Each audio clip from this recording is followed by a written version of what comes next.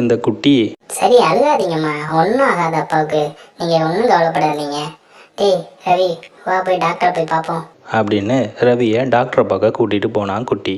டாக்டரை பார்த்ததும் Ravi, sir, patient ராஜாவோட பையன்தான் நான், அப்பாவுக்கு இப்போ எப்படி இருக்கு அப்படின்னு கேட்டான் ரவி. நோ ஒரிப்பா, கரெக்டான நேரத்தில் வந்து சேர்த்துட்டாங்க. அதனால் எந்த ப்ராப்ளமும் இல்லை.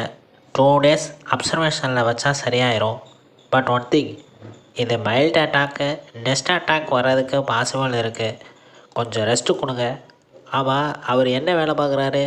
ஹோட்டல் பிஸ்னஸ் தான் சார் பண்ணுறாங்க. அடனே, ஹோட்டல் பிஸ்னஸ்னாலே டெய்லியும் வேலை இருக்குமே. இந்த கண்டிஷனில் உங்கள் அப்பானால் வேலை செய்ய முடியாதுப்பா.